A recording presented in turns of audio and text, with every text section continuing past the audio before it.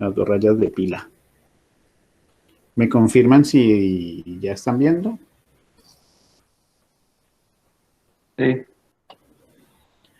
Muy bien, entonces habíamos hablado de la notación de orden exacto, que es la notación teta, y hablábamos adicionalmente que podemos trabajar con las notaciones O minúscula y omega minúscula como cotas estrictamente superior y cota estrictamente inferior respectivamente, con el fin de establecer pues relaciones o comparar tiempos de ejecución con el mismo orden, ¿no? Aunque no es tan común que lo hagamos. Bien, cuando tenemos en general entonces las funciones acotadas, bien sea por la notación o por la notación omega, dado que son, digamos, cotas contrarias, pues se presentan algunas propiedades, que son las que estamos viendo aquí, ¿no? Entonces, si una función está acotada superiormente por otra función g, es decir, si una función f es del orden de g y esa misma función g es al mismo tiempo del orden de otra función h, pues por transitividad, esto es una transitividad, yo puedo decir que f es del orden de h, ¿no? Es decir, pues si h es una cota para g, que es la función con la que estoy acotando a f, pues indirectamente o de forma transitiva h acotará superiormente a f.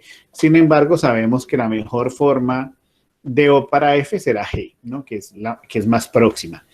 Lo mismo para el caso de omega. Si f es omega de g y g es omega de h, pues por transitividad h será una cota inferior para f también.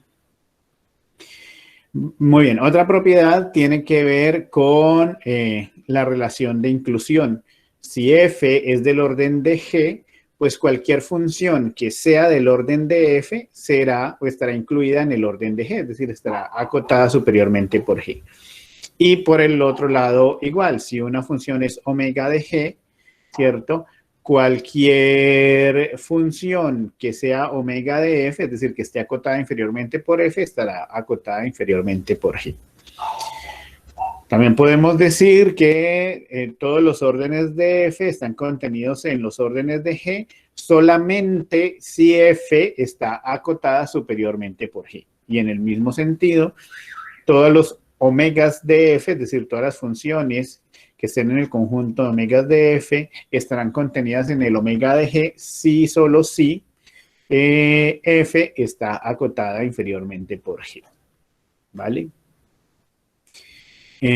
Como no tengo segunda pantalla, no estoy viendo el chat, de tal manera que si alguien escribe por el chat, que alguna persona me cuente, por favor, que tengo solo la pantalla de la presentación. Bien. Sabemos entonces que los órdenes de f y los órdenes de g son iguales, es decir, f y g son la misma cota, solamente si f es cota de g y g es cota de f. ¿Ok? Que es lo que nos lleva a la relación de orden exacto. Lo mismo para la notación omega. Los omegas de f son iguales a los omegas de g, solamente si f está acotado inferiormente por g y g está acotado inferiormente por f. Finalmente, yo puedo decir que los órdenes de f son iguales a los órdenes de g si los omegas de f son iguales a los omegas de g, y ahí es cuando hablamos de la notación teta, es decir, cuando hablamos de la notación de orden exacto. ¿Esto qué quiere decir? Esto quiere decir que si una función es acotada superior e inferiormente por otra misma función, es porque estamos hablando de una cota de orden exacto, es decir, que esto es la definición de teta. Y aquí viene una propiedad que es muy importante y que les puede ser muy útil, particularmente cuando haya que hacer algún tipo de demostración. Creo que en un examen del semestre pasado lo incluí y tenía que ver con que, esperen que estoy escribiendo torcido, con que, pues si yo tengo una suma de funciones, pues yo puedo expresar la cota superior como la función más grande en esa suma. Y lo mismo, si yo tengo una suma de funciones, yo puedo expresar una cota inferior como la función más pequeña en esa suma. Por eso es que nosotros decíamos cosas como esto, que sí... Regálenme un segundo que me perdí el lápiz ya. teníamos cosas como que si t de n era igual a 5n cuadrado más 3n, ¿cierto? Que esto es una suma de funciones, yo puedo expresar una cota superior en términos de la función más grande, o de 5n cuadrado, y yo puedo encontrar una cota inferior en términos de la función más pequeña, ¿cierto? Eso es verdad. Sin embargo, sabemos para el caso de la cota inferior que pues la mejor forma para esta función de omega es justamente la que es del mismo orden. Pero si yo quiero una cota estrictamente inferior para esa función que me va a derivar en una omega minúscula, pues yo puedo escoger la más pequeña entre esas funciones. ¿Ok? Por eso decimos que para calcular los órdenes en un programa solo es necesario hacerlo con la parte de mayor orden. Y en general, pues esta tabla lo que nos muestra es digamos, la escala de órdenes desde el orden más pequeño, que sería el ideal, hasta el orden más grande. Es decir, ¿qué es lo ideal? Pues que yo tenga una función con una complejidad constante, ¿cierto? Es decir, O de 1, recuerden que es la función constante, es cualquier constante realmente, y es lo mejor que me podría pasar. ¿Eso cómo se interpreta? Eso se interpretaría como que el tiempo de ejecución del algoritmo no depende del tamaño de la entrada. Cuando yo digo que un algoritmo tiene complejidad constante, estoy diciendo que el tiempo de ejecución no depende del tamaño de la entrada, que el tamaño de la entrada, es decir, la cantidad de datos que voy a procesar, puede ser cualquiera y no va a afectar eso el tiempo de ejecución, que va a ser siempre el mismo. Eso es muy poco probable que ocurra, es decir, en casos reales es muy poco probable que un tiempo de ejecución sea constante. A veces ocurre que hay tiempos de ejecución constante en funciones o en partecitas de un algoritmo, pero que un algoritmo que resuelva un problema completo tenga tiempo de ejecución constante es muy poco probable. ¿Ok? En el caso de la siguiente, digamos un poco más grande que la función constante, es la función logarítmica. Pilas aquí, que es importante que tengan en cuenta que todos los logaritmos que son de cualquier base se consideran un orden igual. Es decir, no importa si es logaritmo base 2, base 3, logaritmo natural, logaritmo base 10. En general, la función logarítmica se considera toda del mismo orden, ¿vale? Entonces, cuando yo comparo un logaritmo con otro, para términos prácticos, tienen un comportamiento similar. Un poco más grande que el algoritmo, que la función logarítmica, perdón, es la función lineal. Ya ahí empiezan a ser casos un poco más reales de lo que normalmente puede ocurrir. La función n log de n es una cota un poco más grande que la función lineal. Y luego vienen todas las complejidades polinomiales, ¿no? Entre más grande el polinomio, pues mayor es la complejidad, mayor es la cota. Y ya decíamos hace un rato en las propiedades que pues, la complejidad exponencial o la función exponencial es una cota superior más grande que cualquier polinomio. ¿Y cuál es el algoritmo que tiene la peor complejidad? Pues cuando yo tengo una complejidad factorial, esa es peor incluso que la exponencial. Ese casi que es un problema irresoluble, ¿cierto? Que no tiene solución computacional cuando la complejidad es factorial, porque consume todos los recursos de la máquina. Entonces, miremos.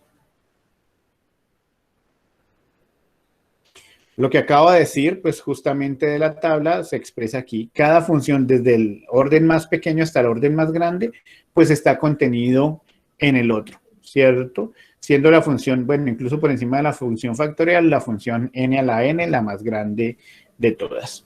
Si queremos encontrar las relaciones o comparar las omegas, pues lo que se cambia es el sentido de la inclusión, ¿no? Dado que la omega expresa una cota inferior asintótica. Algunas cotas asintóticas frecuentes que normalmente vamos a estar encontrando en los algoritmos son funciones de tiempo de ejecución que están expresadas o bien como la función constante, que como les decía, pues normalmente se expresa como O de 1 o en este caso como teta de 1, es decir, ese 1 sirve para hacer referencia a cualquier constante. La sumatoria es de igual 1 hasta n de i. Estas son formulitas de la sumatoria que ustedes seguramente conocieron por allá en su curso de discretas 1 y que es útil tenerlas en cuenta. La sumatoria es de 1 hasta n de i. Está acotada por teta de n al cuadrado. Es decir, ya sabemos que la fórmula para calcular eso es n por n más 1 sobre 2, ¿cierto? Pero es n por n más 1 sobre 2 y no nos interesa asintóticamente conocer toda la expresión. Lo que nos interesa saber es que n al cuadrado es una cota de orden exacto, es decir, que el comportamiento de esa función es del orden de n al cuadrado. ¿Vale? Para si alguien preguntaba que si en discretas 1, sí, en discretas 1 hay una unidad donde trabajan las sumatorias. Además de los cursos de matemáticas, en discretas 1 se supone que ustedes tocan por allá en un capítulo las sumatorias otra vez. Bien, y entonces estas fórmulas que están representadas aquí como cotas frecuentes, pues digamos que son fórmulas de sumatorias que ustedes seguramente han conocido en cursos anteriores y que no es tarea ni preocupación nuestra en este curso ni resolverlas ni demostrarlas, simplemente saber cuáles son las cotas. Y en ese orden de ideas, pues no hay necesidad pues, de aprenderlas, que normalmente pues las tenemos a la mano para usarlas. Es decir, cuando se nos presente una función expresada a partir de una sumatoria, como la sumatoria de igual 1 hasta n de al cuadrado, pues saber que eso es de el orden exacto, es decir, es teta de n al cubo, es una función cúbica. Lo mismo la sumatoria de i a la k se expresa como teta de n a la k más 1. La sumatoria del logaritmo de i se expresa como teta de n por el logaritmo de n. Y la sumatoria de n menos i a la k se expresa como teta de n a la k más 1. Repito, esas son formulitas que pues ustedes pueden tener ahí como a la mano para eventualmente poder resolver fácilmente un problema en términos asintóticos. En general, pues, ¿qué hemos visto hoy? Básicamente hoy hemos visto 3 tipos de notación. La notación omega, que como les decía, provee una cota inferior asintótica. La notación O mayúscula, que provee una cota superior asintótica, y lo que quiere decir en ambos casos es que yo puedo encontrar una constante C que multiplicada por otra función g de n hacen que, en el caso de omega, esa C por g de n sea un límite inferior para la función que estoy acotando, es decir, expresa lo mejor que puede pasar. Esto me indica que la función f de n, o en general la función de tiempo de ejecución, no va a tener un tiempo menor que el de esta cota. El caso contrario es el de la O. Cuando yo digo que f de n, o en general la función de tiempo de ejecución, t de n igual a O de g de n, indica que g de n es una cota superior, es decir, expresa lo peor que yo puedo esperar de una función de tiempo de ejecución, que en otras palabras lo que quiere decir es que esa función no estará por encima o no crecerá más allá de lo que crezca la función g de n, pero eso es válido a partir de un cierto valor de n que lo llamamos n sub 0 y de ahí en adelante. ¿Ok? Y la intersección de esos dos conjuntos de cotas me da la notación de orden exacto, que es expresar asintóticamente el comportamiento de la función en términos de teta. De tal manera que cuando hablamos que g de n que f de n, perdón, o en general la función t de n es teta de g de n, estoy diciendo que g de n es al mismo tiempo una cota superior y una cota inferior, es decir, es la que me determina con mayor precisión cuál es el comportamiento de la función. Es la que normalmente estaremos usando más. ¿Ok? Eso también se resume en esta imagen en el sentido de que omega, pues al ser una cota estrictamente inferior, define la cota límite hacia abajo, ¿cierto? La O minúscula, al ser una cota estrictamente superior, define la cota límite hacia arriba. La O y la omega mayúsculas, pues definen para una función una cota superior para el caso de la O, inferior para la omega mayúscula, que pueden ser tan cercanas hasta ser iguales a la función f de n que estoy acotando. Ok, Entonces, miremos, por favor, eh, esta diapositiva, ¿cierto? Estos son casos de representación de funciones a través de la notación asintótica y ustedes me van a decir en un par de minuticos, pues cuáles son verdad y cuáles no. Es decir, revisen si 3n al cuadrado es O de n al cuadrado o no, y lo mismo para cada una de las demás. Tómense 2 minuticos ahí para resolverlo y ya les empiezo a preguntar a cada uno, ¿de acuerdo?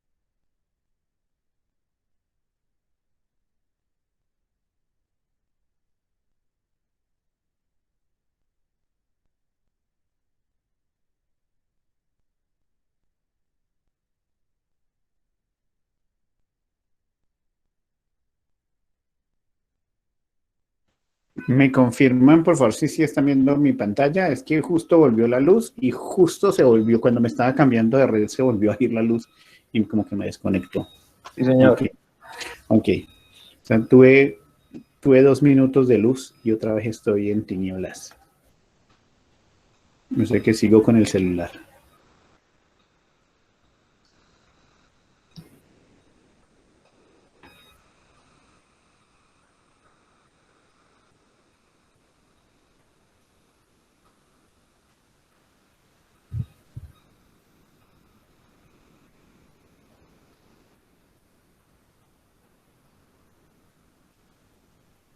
Ni Messi Magazine, tampoco.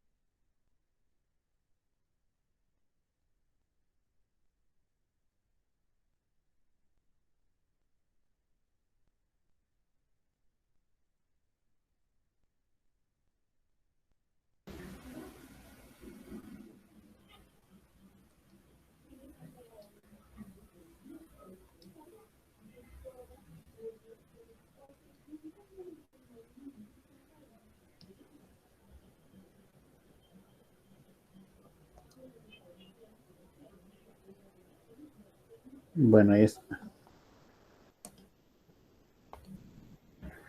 Creo que me había ido otra vez. Ahí estoy de nuevo, ¿cierto?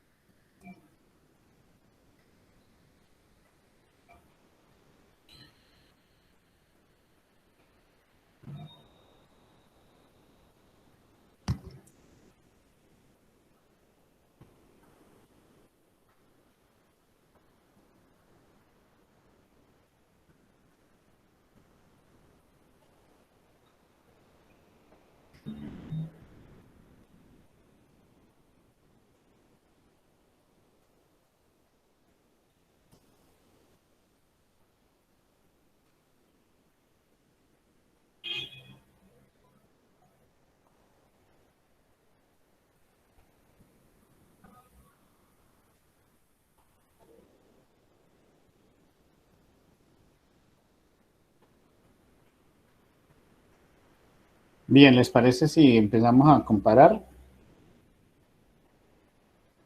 Sí. Vale. Entonces, regálenme un segundo más.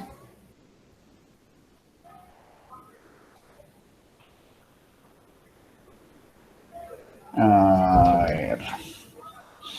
Vamos aquí en el orden en que me aparecen en el chat. Alejandro Marín, ¿está? Alejandro, ¿la primera es verdadera o falsa?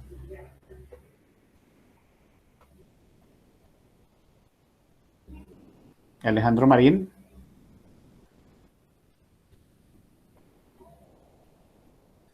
Aquí me va a pillar quienes se conectan y no están en clases y no que dejan la conexión abierta.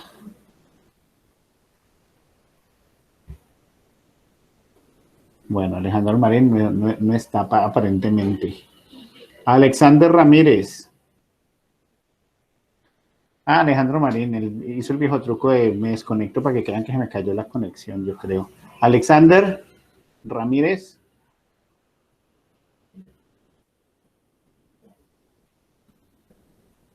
Alexander Ramírez tampoco está.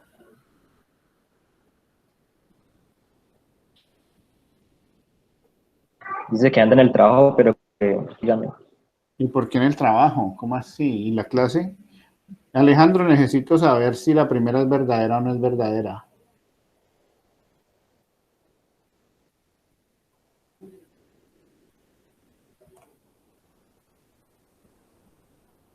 Profe, la verdad no lo he hecho. Ok. Andrés Gilberto, ¿la primera es verdadera o no es verdadera? Profe, no lo he hecho tampoco. Ok.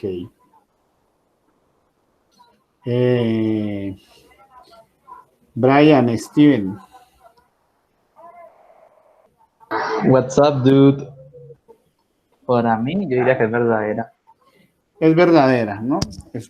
Son dos polinomios del mismo grado, por lo tanto, pues puede acotarse superiormente. Muy bien. Camilo, Andrés, la segunda en la primera fila, la que sigue a la derecha. ¿Cuál? La segunda de la primera fila, esta que estuvimos señalando acá. Creo que es falsa. O sea, ahí dice que en el cuadrado es cuota superior, ¿es que se lee? No, la cota es lo que está dentro de la notación. Es decir, que lo que estoy diciendo es que n al cubo es una cota superior para n al cuadrado. Ah, entonces es verdadera. Es verdadera, muy bien. La que sigue. Espérenme que se me fue el...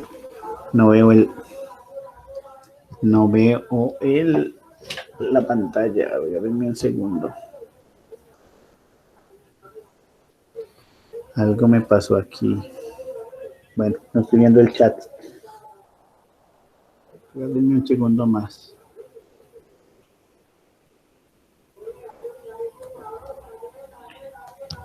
Desconecté lo que no era. Denme un segundo más, porfa, que estoy aquí todo enredado con eso.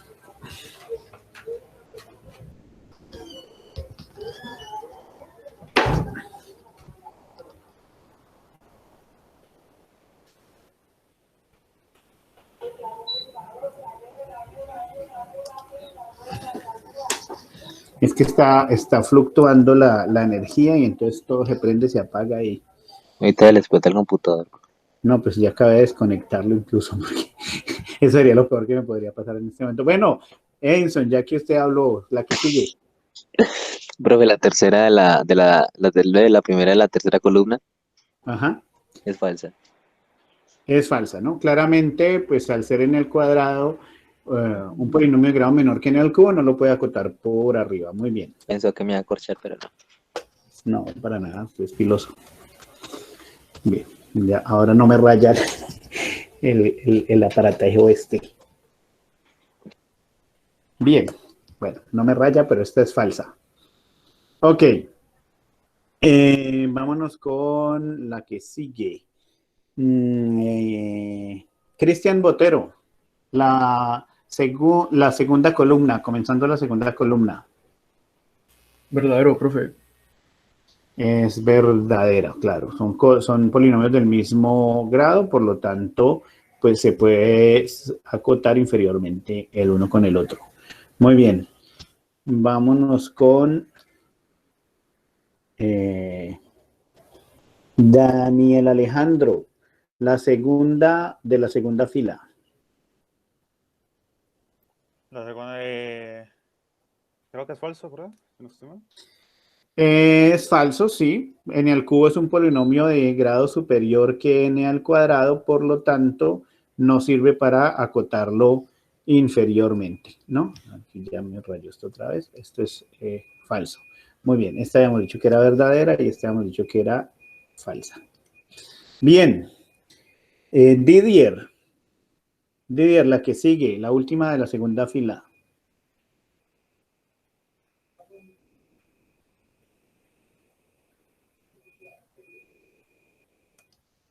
¿Es verdadera? Bueno, vamos a ver. Es verdadera, sí, justamente. N al cuadrado es un polinomio de grado menor que n al cubo. Muy bien. Vámonos a comenzar la tercera fila. Edinson ya pasó. Entonces, vámonos con Jaime. Jaime Velázquez. La primera de la tercera fila. Buenos días. Hola, buenos días. La primera, pues verdadera, ¿Es porque verdadera? sí, porque si es omega y es O, entonces también tiene que ver teta, ¿no? Según lo que hemos dicho. Exactamente. Sí, muy bien. Bueno, Perfecto. muchas gracias. Ok, a vos. Muy bien, vámonos con la que sigue. Entonces, para que no crean que los últimos de la lista piensan que ya se salvaron porque están muy atrás, me voy de atrás para adelante. Weisman. Horrible, profesora. La que sigue, Weisman. En el cuadrado pertenece a teta de n, pertenece a teta de n al cubo.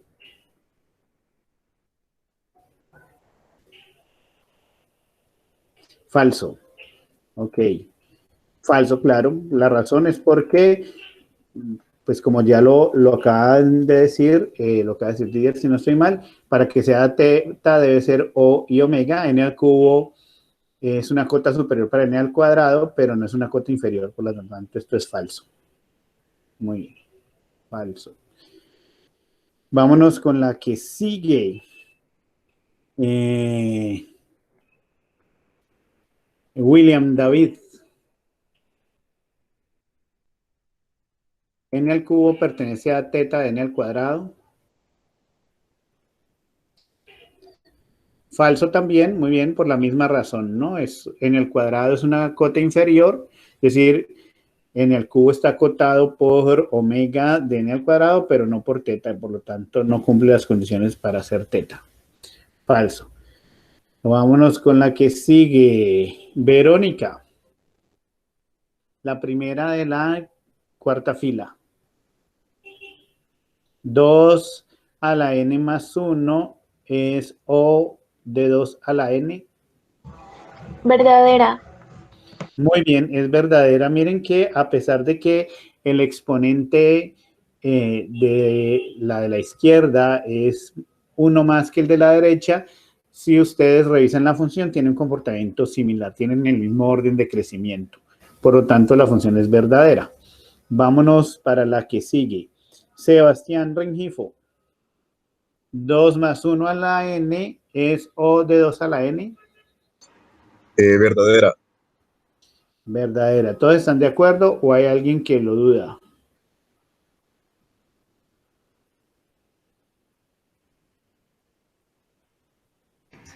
Profe, yo creo que no, porque pues como tal, o sea, tiene una sucesión distinta, que pues sería 3 a la n, y pues es...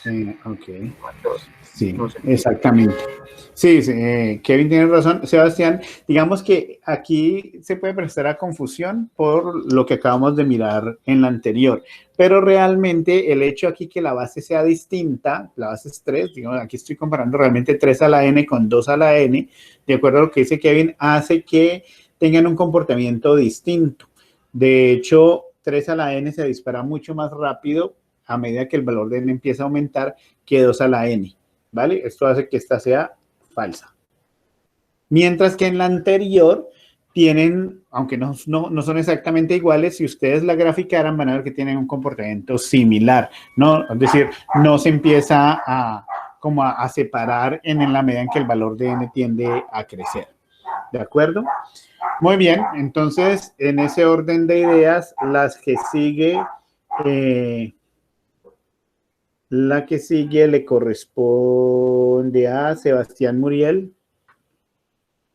2n más 1 a la n es omega de 2 a la n. Yo diría que sí, profe. Es verdadera, bien. Pues justamente porque es el caso contrario, ¿no? No eso, no eso, pues entonces es omega justamente porque 2 a la n crece más abajo. Muy bien. Vámonos con la última fila. Vámonos por aquí para que no crean que los de la mitad ya se salvaron. Vámonos por la mitad.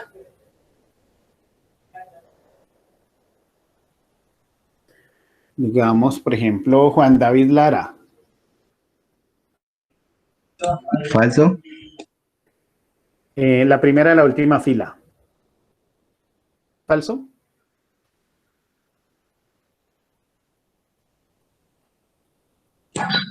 Pues yo creo, ¿no, profe? Vale. ¿Están de acuerdo o alguien considera que es verdadera? Profe, no es verdadera. Esa es verdad. ¿Por qué, Edinson? Porque supone que O de n es una cota superior a O de n al cuadrado. Bueno, digamos que la respuesta es correcta, pero creo que lo que dijiste no era tan preciso, es como al contrario. Bueno. En el cuadrado Eso, es una cota superior para n, ¿cierto? eso, Por lo eso. tanto, cualquier función que esté acotada superiormente por la función lineal, por O de n, pues estará acotada superiormente por n al cuadrado. Por lo tanto, esta es verdadera. ¿De acuerdo, Sebastián?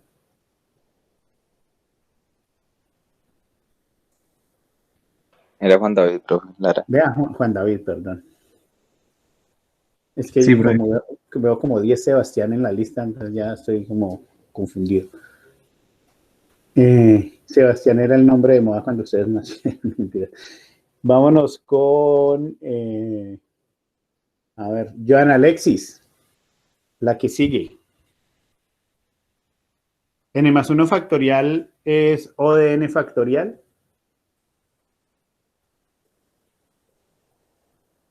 Falso. ¿Alguien está de acuerdo o alguien está en desacuerdo?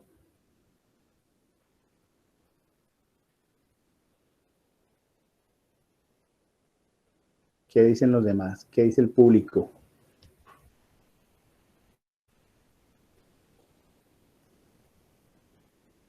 ¿De acuerdo? ¿Están de acuerdo?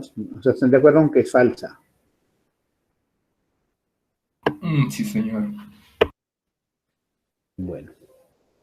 Sí, pues entonces están de acuerdo. Realmente la función factorial es del mismo orden, por lo tanto esta es verdadera, ¿cierto?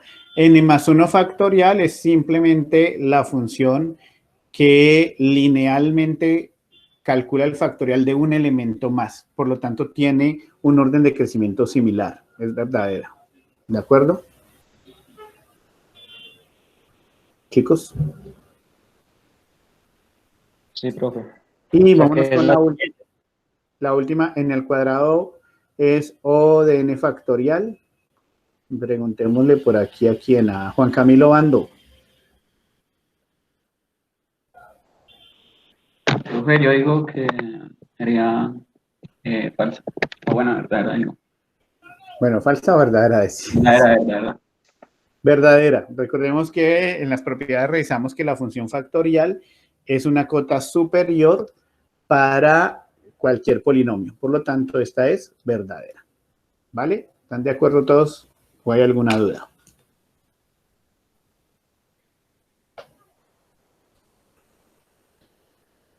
Bien, si estamos de acuerdo, entonces miremos el pedacito que nos falta. De acuerdo a la complejidad, muchachos, nosotros podemos clasificar los problemas como tratables o intratables. Cuando un algoritmo resuelve un problema con complejidad polinómica, es decir, cuando el tiempo de ejecución de un algoritmo se ejecuta en un tiempo polinomial, vamos a decir que ese problema es tratable. ¿Ok? De lo contrario, es decir, cuando el algoritmo tiene tiempo de ejecución no polinomial, como exponencial o factorial, vamos a decir que el problema es intratable. ¿Qué es lo bueno? Lo bueno es que en este curso nosotros vamos a trabajar con los problemas tratables. A nosotros nos corresponde en este curso todo lo que son problemas que se resuelven en tiempo polinomial, que son justamente los problemas tratables. La expectativa es que cuando ustedes lleguen al curso de complejidad y optimización, pues en el curso de complejidad vamos a hablar de los problemas intratables, es decir, los que se ejecutan o se resuelven en tiempo no polinomial, particularmente en tiempo exponencial. Pero pues para allá todavía les falta un tiempito. Por ahora nos vamos a quedar con la complejidad polinomial. Adicionalmente, si dentro de los intratables, si no existe un programa, que lo pueda resolver, decimos que ese problema es irresoluble. De lo contrario, es resoluble. Es decir, un problema que tenga complejidad no polinomial, pero que además no se pueda resolver o solucionar con un programa, con un algoritmo, entonces el problema es irresoluble. Esos problemas no los vamos a tratar ni siquiera en complejidad. ¿Ok? Pero si se puede escribir un algoritmo para solucionarlo, entonces vamos a decir que el problema es resoluble. ¿De acuerdo? Entonces, repito, nosotros en este curso vamos a trabajar con los problemas tratables porque vamos a trabajar con problemas cuyo tiempo de ejecución es polinomial. ¿De acuerdo?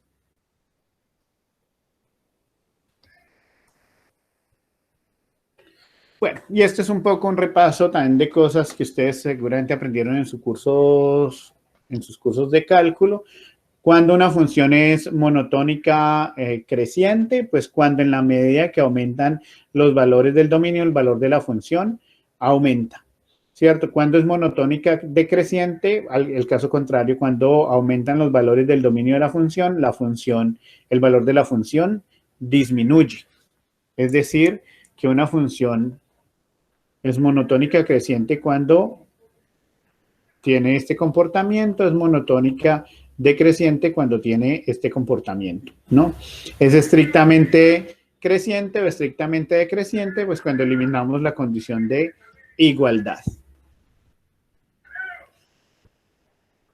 Y un repaso de logaritmos que seguramente también han manejado antes. ¿Por qué? Porque pues en este curso en algunos momentos vamos a necesitar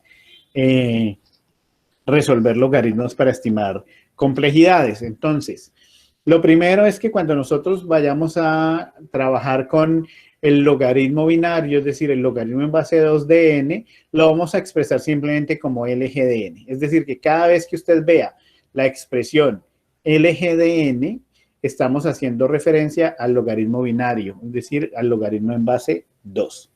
¿Ok? Ln de n es el logaritmo natural de n, que es el logaritmo base e o logaritmo neperiano. Logaritmo a la k de un cierto valor n, pues es el logaritmo de n elevado a la k, es decir, esto es una potencia. El doble logaritmo de n, pues implica resolver primero el logaritmo interno y sobre eso calcular nuevamente el logaritmo.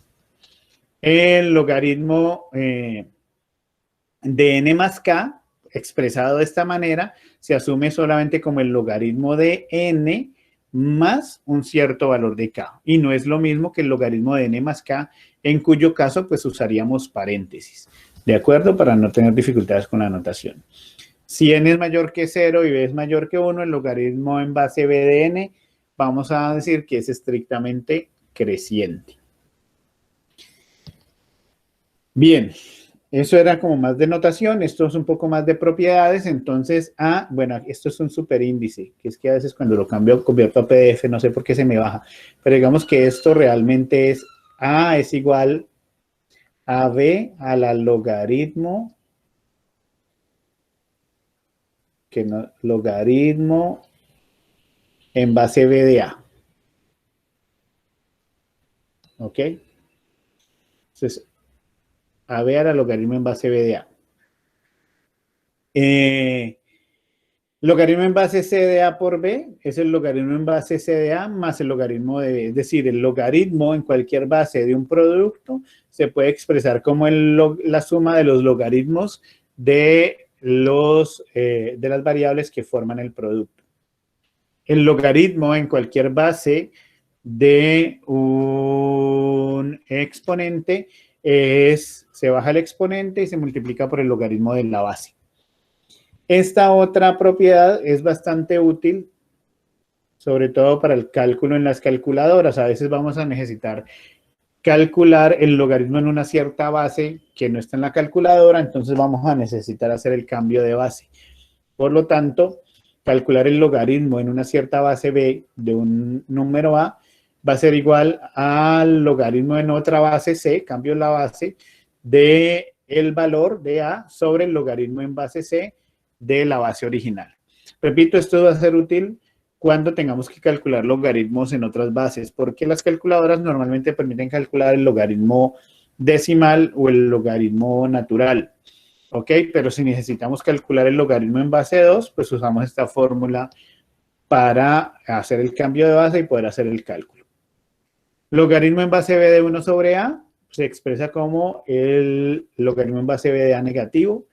Y el logaritmo en base B de A se puede expresar como 1 sobre el logaritmo en base A de B. Se intercambian la base y el valor sobre el cual se calcula el logaritmo. Y bueno, recordemos las funciones piso y techo. ¿Tienen claro ustedes cuál es la función piso y cuál es la función techo?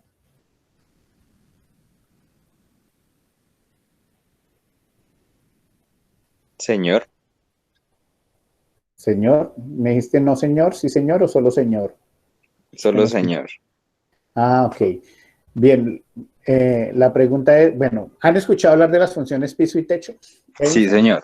Ah, ok, muy bien. ¿Recuerdan cuál es la diferencia entre unas y otras? Por acá Juan Pablo dice En términos sí. matemáticos, no me acuerdo, pero... Muy bien.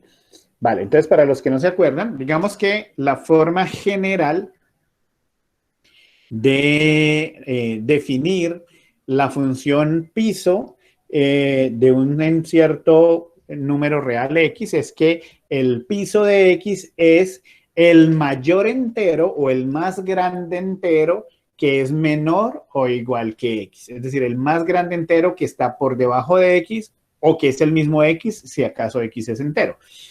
Y la función techo es el más pequeño entero que es mayor o igual que X. Es decir, de los enteros que son mayores que X es el entero más pequeño, o si X es un entero es el mismo X.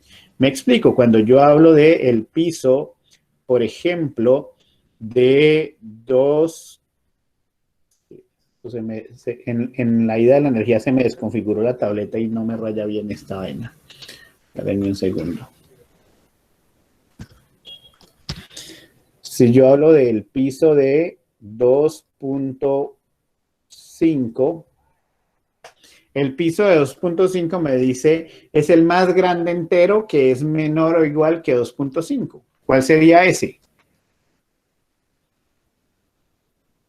Asumiendo que esto es un 2, pues que no se ve claramente ahí. Pues sería 2, ¿sí o no?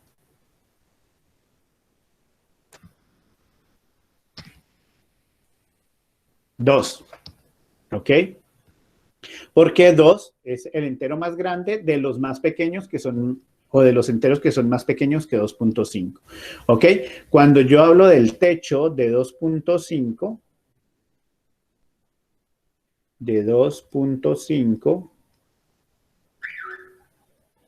pues entonces el techo de 2.5 es 3. Porque de los enteros que son más grandes que 2.5, escojo el que es menor que él. ¿Ok? Ahora sí lo recuerdan un poco más. Ah, bueno, por acá en el chat ya estaban escribiendo justamente 2 y 3. ¿Sí lo recordaron ya un poquito más todos? Sí. Muy bien, voy a escribir aquí en el chat, dado que se me desconfiguró la tableta. Díganme, por favor, cuál es el piso de... Los estoy escribiendo.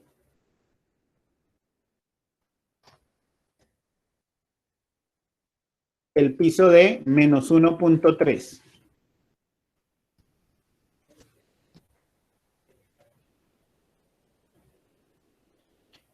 Menos 2. ¿Todos están de acuerdo con que es menos 2? Sí, señor. Muy bien, perfecto. Yo creo que es la primera vez en este curso en que yo pongo los ejemplos con los negativos y de una me dan la respuesta correcta. Somos es justamente superiores. menos 2. Sí, eso veo. Ustedes son otro nivel. O sea que en ese mismo orden de ideas debe ser el parcial, un parcial de otro. No, profe, no respeto. ¿Hola? ¿Cómo? Respete, profe. No, por el contrario, les estoy reconociendo el nivel. Entonces. Muy bien. Es menos 2. Para los que no lo tienen claro, pues piensen en la recta, ¿no? El menos 2 está más a la izquierda de menos 1.5, creo que fue lo que yo puse. Por lo tanto, menos 2 es más pequeño que menos 1.5. En ese orden de ideas, el techo de menos 1.5, ¿cuál sería? Menos 1. Menos 1, muy no, bien. mentiras, menos 10, hay que responder mal porque... No, pero no, tampoco porque luego ahí van y se confunden. Menos 1. ¿Ok? Bien. Sí, profe. No, aquí en este curso lo que hay es nivel, ya veo que... Muy bien. Bueno, finalmente recordar sobre propiedades de las funciones exponenciales. Sabemos que pues cualquier valor elevado a la 0 es 1, cualquier valor elevado a la 1 es el mismo valor, cualquier valor elevado a la menos 1 se puede expresar como 1 sobre ese valor, es decir, a la menos 1 es lo mismo que 1 sobre a. A la m a la n, es decir, una doble exponenciación, pues lo que se hace es colocar la base y multiplicar los exponentes, y cuando tengo un producto de bases iguales con exponentes distintos, pues lo que hacemos es poner la misma base y sumar los exponentes, ¿no? Eso es la matemática de Coquito. Por aquí en el chat están diciendo que... que a Edson hay que hacerle un parcial de una vez, que porque está hablando mucho. Obvio, profe, pues, ¿cuáles son las letras del alfabeto? Yo las digo. Ah, pero como este no es un curso de iniciación a la escritura o a la lectura, Ah, entonces no le entonces los puedo hacer números esa del 1 pregunta. al 100, profe, yo también se los digo. Mejor dicho, sabe mucho, ¿no? Sabe cositas. No Bien. mentiras, profe, siga, siga.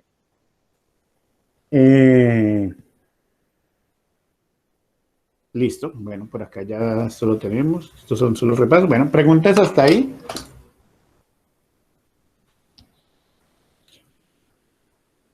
Edinson, bueno, controladito, por favor, en el chat.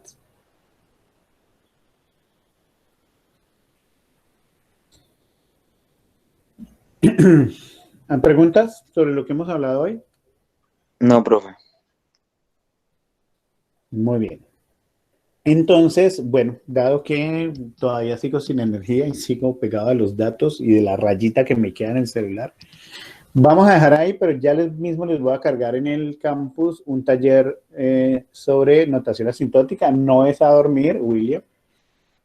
Profe, ¿es calificativo o simplemente para nosotros los estudiantes? Las dos cosas. Es calificativo y es para ustedes los estudiantes. ¿Para cuándo es? ¿Para dentro de 8 días? No, les voy a dar unos días más por si hay dudas, pues para que logren tener tiempo de Bueno, profe, plantearme las dudas. ya le pague. Vale. Entonces, no, pero tampoco hasta enero, ¿no? Ya ustedes ahorita la otra semana se van a receso de fin de año y ya no se Y vuelven hay que a acordar. estudiar como un berraco, profe. Y sí, en enero llegan, mejor dicho, a enfrentarse con todo. Yo creo que les voy a poner fecha de entrega hasta el 20, 21, es decir, hasta el lunes de la semana siguiente después de la próxima clase. Vale, para entregar en equipos. Es para entregar en grupos, entonces también les voy a dejar un enlace donde ustedes registren sus grupos de trabajo para yo poderlos crear en el campus, porque voy a restringir la entrega a que solamente se les permite la entrega si están en un grupo. No son grupos de 31 ni de 32.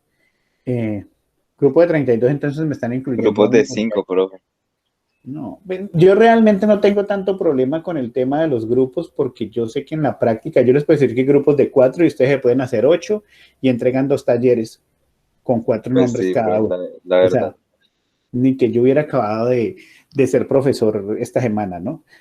Yo me los conozco, entonces normalmente yo no les pongo límite en el grupo, en los grupos. Digo, sí, hagan el grupo de acuerdo a los que realmente lo van a trabajar, ¿no? No es que incluyan en el grupo al que presta la casa, o incluyen en el grupo al que va y compra el arroz chino, y luego los demás son los que hacen el taller, ¿no? Entonces, no, digamos que no les voy a poner límite, pero pues finalmente que trabajen o no trabajen, esos resultados se van viendo también después en la parte individual. Entonces, lo que yo les pido es que, pues puede ser en los grupos que sean, del tamaño que sea, pero lo importante es que todos sepan lo que están entregando. Ok, los 31. El semestre pasado puse un taller que eran como 2 o 3 preguntas y hubo un grupo como de 9. O sea, eso sí, ya incluso en la calificación les escribí que eso era un abuso, pues eso ya es un abuso de confianza. Pero bueno, digamos que queda a criterio de ustedes formar los grupos, ¿de acuerdo? Entonces en un ratico más les cargo el taller y lo van trabajando esta semana para que la próxima semana pues me consulten las dudas. 3 cabezas por persona, 3 cabezas por persona más que suficiente. 3 cabezas por persona. Eso es un fenómeno. Bravo, reina. Mejor dicho. Brian es fenómeno. Es una alteración genética ahí brava.